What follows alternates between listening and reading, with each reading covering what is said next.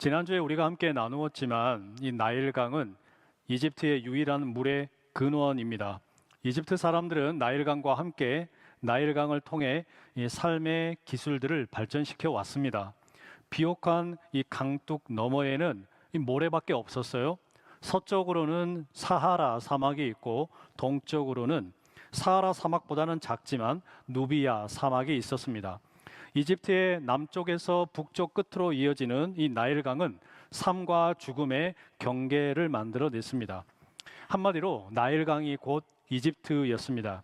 나일강 자체가 이집트의 영혼이고 이집트의 신이고 이집트의 식량이고 이집트의 문화요 시간이요 삶이었습니다.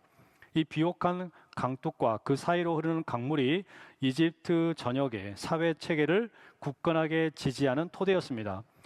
많은 이웃 나라들이 나일강을 보면서 이집트를 부러워했습니다. 나일강을 가진 이집트는 모든 것이 완벽해 보였습니다. 그러던 어느 날 이집트가 거대한 재앙을 맞았습니다. 성경이 말하는 것처럼 나일강과 운하와 모든 물들이 피로 변해버린 것입니다. 죽은 물고기가 강 위에 어지럽게 떠다녔고 더 이상 강물을 마실 수 없게 되었습니다. 나라가 중대한 위기에 처했습니다. 이 재앙은 이집트의 영혼이자 정체성이자 존재 자체를 흔들어버리는 공격이었습니다. 이 충격은 비유하자면 미국이 제2차 세계대전 당시에 일본으로부터 진중한 공격을 당하고 오사마 빈 라덴으로 인해서 9.11 테러를 당할 때 겪었던 감정과 유사하지 않을까 생각합니다. 세계 제1의 제국이 어떻게 이런 재앙을 만날 수 있을까? 이집트 사람들은 현실을 받아들이기가 어려웠을 거예요. 파라오 역시 마찬가지였을 겁니다. 이집트의 요술사들이 모세와 아론처럼 물을 피로 만들었습니다. 그래서 옛서 하나님의 능력을 무시하고 마음이 굳어졌습니다. 이스라엘의 노예들을 풀어줄 마음이 전혀 없었어요. 그러나 마음 한켠에는 이 파라오에게 불안함이 있었을 겁니다. 그렇게 7일이 지났고 고요한 가운데 이집트를 향한 두 번째 재앙이 다가오고 있었습니다. 무수히 많은 개구리가 이집트 전역을 뒤덮는 재앙입니다. 여러분은 개구리를 생각을 하면 어떤 이미지를 갖고 계신가요? 개구리 소년, 개구리 소년, 네가 울면 무지개 연못에 비가 온단다. 후렴이 재밌죠? 필릴리 개골 개골 필릴리 필릴리 개골 개골 필릴리 무지개 연못에 웃음꽃 핀다. 네. 뭐 이게 여러분 뭐 박수를 치거나 아멘을 할 그런 타이밍은 아닌데요. 여하튼 감사합니다. 근데 이 만화의 대략적인 줄거리가 이런 거죠. 피리를 잘 부는 청개구리 왕눈이가 있었어요. 가난한 집안의 아들로 태어났습니다. 근데 안타깝게도 이 왕눈이 가족이 도룡뇽의 공격을 받고 지진 때문에 친구들과 가족들을 많이 잃어버리고 무지개 연못으로 이사를 갑니다. 무지개 연못의 원주민은 청개구리가 아니라 대부분이 참개구리였습니다. 그래서 참개구리들은 청개구리인 왕눈이 일가를 차별하고 학대를 했습니다. 특히 무지개 연못의 지주였던 투투는 왕눈이가 자기 딸 아롬이랑 서로 좋아하는 걸 엄청 싫어했어요. 왕눈이가 아롬이 곁에 가지 못하게 가재와 심수리와 얌수리를 시켜가지고 왕눈이를 괴롭혔습니다. 그런데 결국에는 모든 어려움을 이겨내고 마을 사람들에게 왕눈이가 인정을 받게 되었다. 뭐 그런 이야기죠. 개구리를 통해 사랑과 우정에 대해 많은 걸 배웠어요. 그런데 오늘 본문에 나오는 개구리는 이렇게 로맨틱하지가 않습니다. 개구리가 재앙에 되어서 사람들을 괴롭힙니다. 성경 전체에 개구리가 몇 번이나 나오나 검색을 해보니까 총 14번이 나옵니다. 그 중에 13번은 출애굽기 8장, 시편 78편, 시편 105편에 나오는 출애굽기의 두 번째 재앙을 가리키는 거였습니다. 그리고 개구리에 대한 맨 마지막 언급은 신약성경 요한계시록 16장 13절입니다. 또 내가 보매 개구리 같은 새 더러운 영이 용의 입과 짐승의 입과 거짓 선지자의 입에서 나오니. 여러분, 이 구절에도 개구리가 별로 좋은 이미지가 아닙니다. 레위기의 가르침에 따르면 개구리는 정결하지 못한 동물입니다. 그래서 더러운 영이 개구리와 같다라고 말합니다.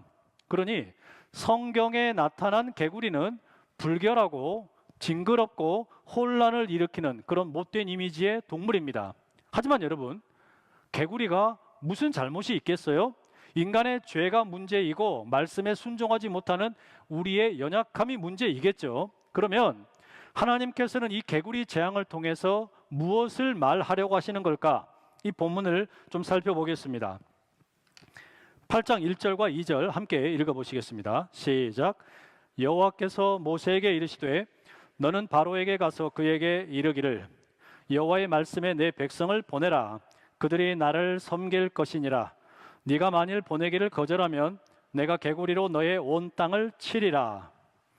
하나님께서 첫 번째 재앙이 끝나고 7일이 지난 다음에 이 두 번째 재앙에 대해 모세에게 말씀을 하셨어요. 파라오에게 요구하시는 것은 변하지 않았습니다. 이스라엘을 보내어 나를 예배하게 하라. 이게 하나님의 요구였습니다. 다만 이전에 첫 번째 재앙과 달라진 게 있다면 여기에 아주 구체적인 위협을 붙이고 있습니다. 하나님의 명령을 거부하게 되면 개구리 재앙이 임할 것이다 라는 겁니다. 그런데 여기서 질문이 하나 생겨요. 여러분, 개구리가 모든 곳을 덮어버리면 징그럽기는 할 것 같아요. 하지만 개구리는 우리 어른들에게는 배고플 때 뒷다리를 제공하는 양식이 되기도 했습니다. 그런데 이와 같은 개구리를 재앙이라고 불러야 할까? 그런 질문이 생겨요. 제가 생각하기에는 개구리 재앙이 왜 재앙이 되었나? 첫 번째 재앙인 나일강이 피로 변한 것과 관련이 있는 것 같습니다.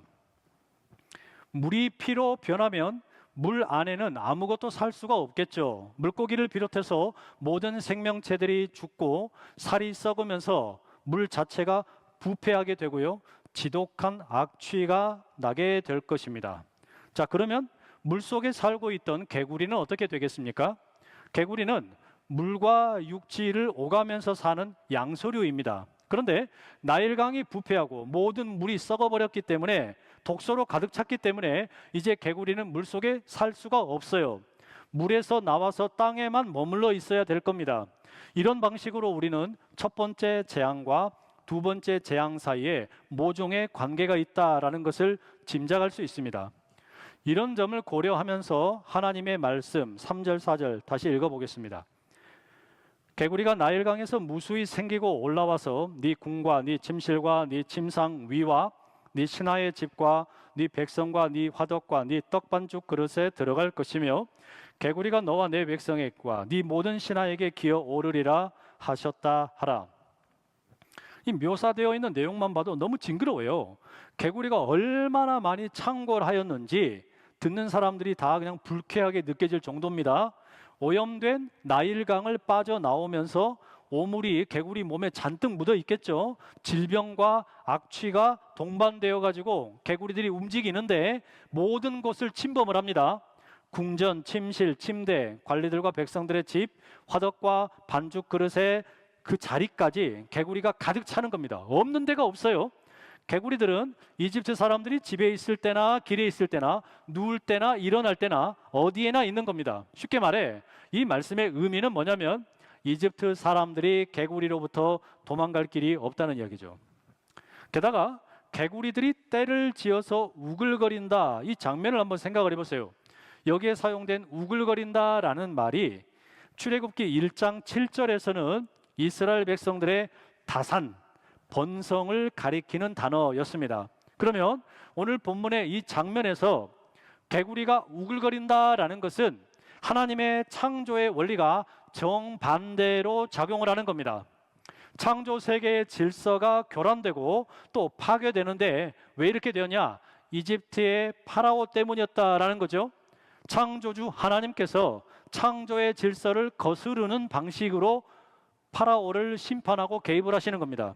본래 이 창조 세계 안에는 생명으로 충만해야 하는데 인간이 잘못하니까 사람이 잘못하니까 이 창조 세계 가운데 오히려 죽음을 초래하는 힘이 가득하게 되는 거예요. 하나님께서 창조 세계 안에 내재되어 있는 죽음의 힘을 동원을 해서 불순종하는 이집트의 파라오를 심판하시는 겁니다. 이처럼 여러분, 온데간데 없이 가득 튀어나오는 이 개구리 떼를 보면서 파라오의 심정이 어땠을까요? 아마 제 생각에는 자신이 이스라엘의 노예들을 학대했던 대가가 얼마나 큰가 조금은 깨달았겠죠. 하나님의 이와 같은 명령이 모세에게 들렸고 모세와 아론은 이 명령을 이제 시행을 합니다. 즉시 물들 위에 손을 펼쳤습니다. 그러자 하나님이 말씀하신 대로 이집트 온 땅에 개구리가 뒤덮입니다.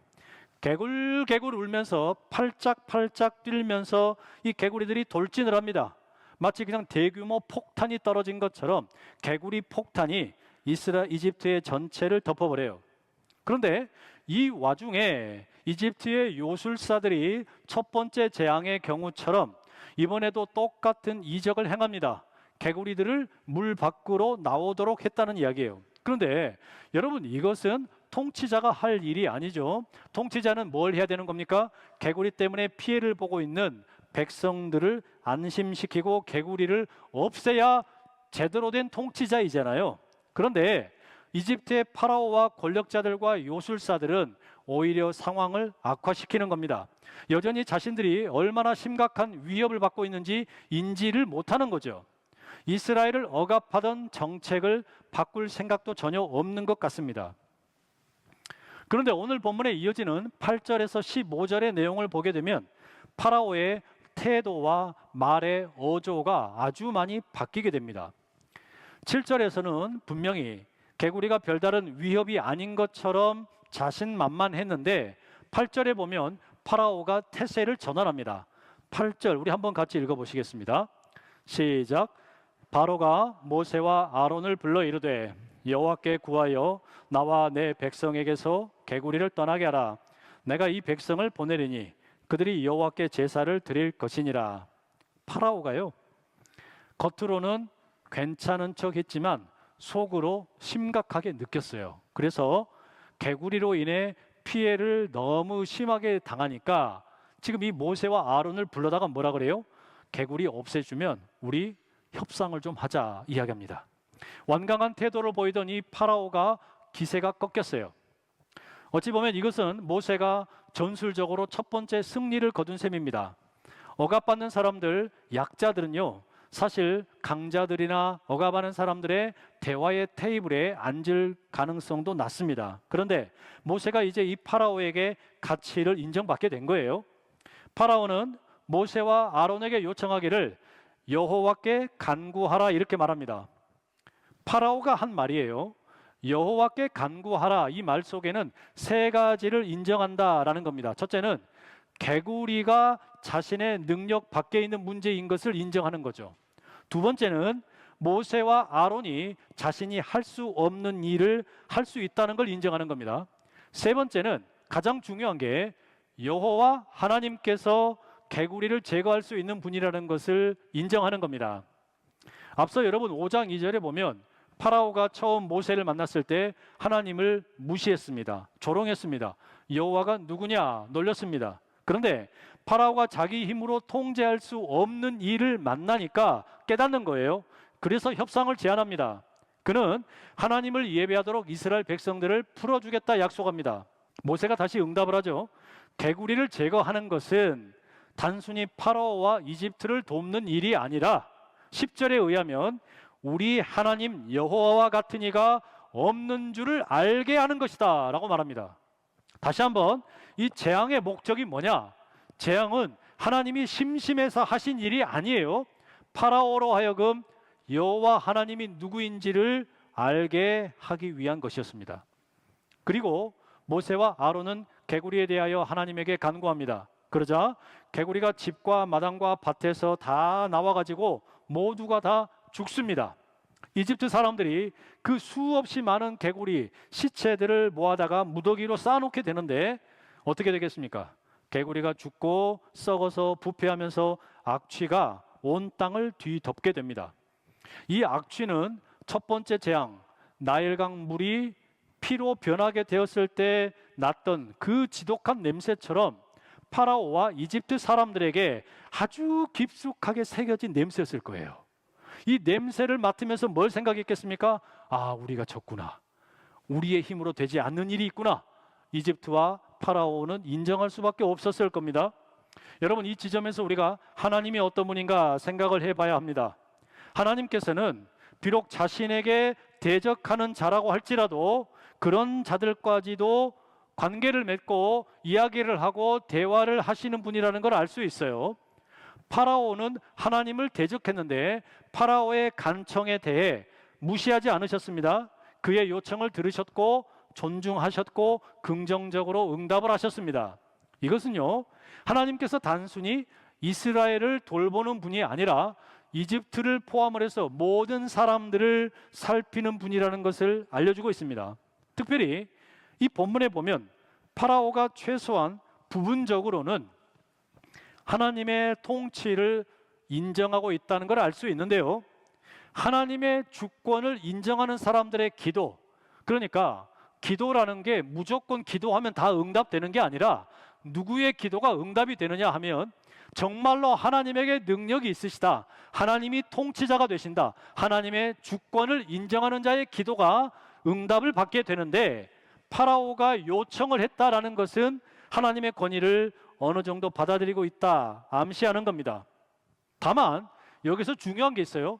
하나님께서 파라오를 상대하신다고 해도 어떤 타협도 없습니다.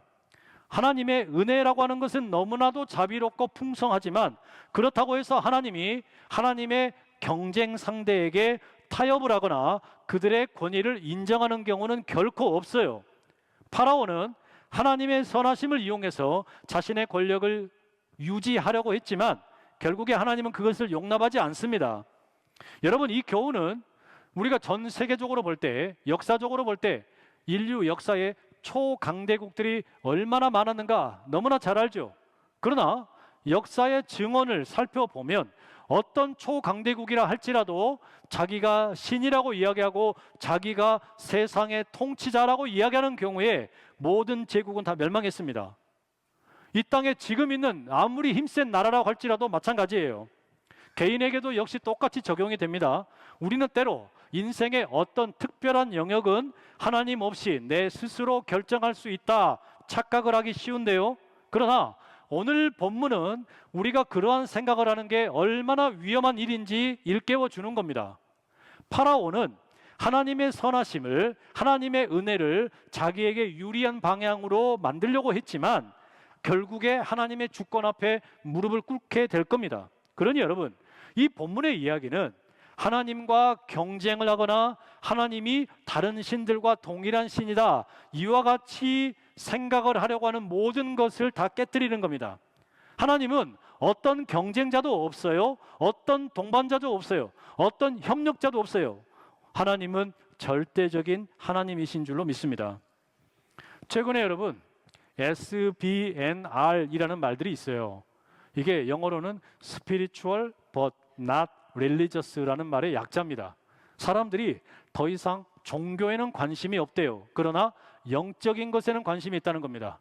근데 이게 좀 잘못된 표현입니다. 왜 그런가 하면 사람들이 추구하는 종교적인 것은 싫지만 영성에는 관심이 있다, 거기에 깔려있는 밑바탕에 있는 마음이 뭐냐면 그와 같은 영성을 추구하는 것은 내 마음대로 조종할 수 있는 신, 내게 좋은 일만 해주는 신, 그와 같은 신, 그와 같은 하나님을 찾는 속셈이 있어요. 하지만 하나님께서는 그러한 우리들의 문화, 기대 전혀 부응하지 않으십니다. 그래서 이사야 45장 6절에 이사야 선지자가 이렇게 선포합니다. 해 뜨는 곳에서든지 지는 곳에서든지 나밖에 다른 이가 없는 줄을 알게 하리라. 나는 여호와라, 다른 이가 없느니라. 이 말씀을 믿으실 수 있기를 축복합니다. 마지막으로 하나만 더 살펴볼 것은 오늘 본문 맨 마지막 15절입니다. 이 15절의 내용을 읽어보면 이렇습니다. 그러나 바로가 숨을 쉴 수 있게 됨을 보았을 때에 그의 마음을 완강하게 하여 그들의 말을 듣지 아니하였으니 여호와께서 말씀하신 것과 같더라. 이게 뭘 말하는 거예요? 협상이 깨졌다는 이야기죠. 하나님께서 진심으로 파라오에게 경고하셨습니다. 그리고 파라오 역시 아주 진지하게 협상을 하는 것처럼 보였어요. 그런데 문제는 개구리가 사라지니까, 위기가 사라지니까, 문제가 해결된 것 같으니까 자기 약속을 지킬 필요가 없다라고 판단합니다. 이와 같은 파라오의 행동이 처음부터 의도적인 속임수였는지 아니면 위기가 지나가고 나니까 마음을 바꾼 것인지는 모르겠습니다. 다만 한 가지는 확실해요. 15절에 의하면 파라오가 자기 마음을 완강하게 하였습니다. 이 완강하다라는 말은 히브리 단어로 보면 무겁다, 강팍하다 이런 의미를 갖습니다. 아마도 이와 같은 마음의 완강함, 자존심 때문에 아닐까 생각을 해보게 돼요. 파라오의 자존심이 얼마나 대단하겠어요. 이집트 전 이 제국을 통치하니까 그의 자존심이 얼마나 대단하겠습니다. 그런데 그 자존심 때문에 파라오가 쉽사리 하나님에게 항복을 못합니다. 그렇다고 파라오가 여호와 하나님과 맞서서 싸울 능력도 없어요. 사실상 여러분, 지금 이 파라오의 모습은 이러지도 못하고 저러지도 못하는 상황이에요. 이런 파라오의 오락가락하는 모습은 우유부단이라는 표현을 떠올립니다. 파라오의 우유부단함은 결국에 상황을 악화시킵니다. 온전히 하나님께로 돌아서지도 못하고 또 자존심을 포기하지도 못하고 결국에 우유부단한 그의 모습으로 인해서 더 심각한 재앙들을 만나게 될 거라는 이야기예요. 하나님은 한번 계획하신 일을 절대로 포기하지 않으십니다. 이스라엘 백성들을 구원하시기 위해서 하나님은 끝까지 일하실 거예요. 파라오를 계속해서 지속적으로 압박을 하실 겁니다. 반드시 그가 변하게 만드실 거라는 이야기예요.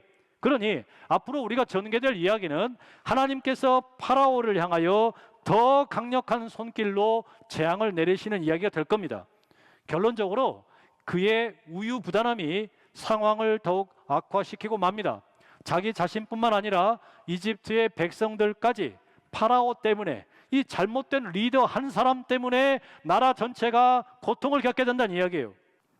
사랑하는 성도 여러분, 오늘 이 말씀을 우리가 가만히 묵상을 해보면 하나님이 어떤 분인지 우리가 알 수 있어요. 그리고 우리에게 요구하시는 게 뭔지를 알 수 있어요. 우리가 자존심을 내세우다가 우유부단함 때문에 상황을 악화시키지 않기를 소망합니다. 하나님께서 우리에게 은혜를 베풀어 주시고 하나님께서 우리에게 기회를 주신다면 더 이상 우유부단하게 우리가 상황을 만들지 말고 자존심을 붙들고 있다가 더 악한 길로 들어가지 말고 오로지 하나님의 말씀에 귀를 기울이고 듣는 마음과 깨닫는 마음이 우리에게 있기를 간절히 소망합니다. 그래서 하나님의 이 역사 가운데 겸손하게 주님의 그 통치와 권위를 인정을 하고 하나님의 피조물로 살아가는 복을 마음껏 누리는 우리 모두 될 수 있기를, 그리고 우리 나라가 될 수 있기를 간절히 축복합니다.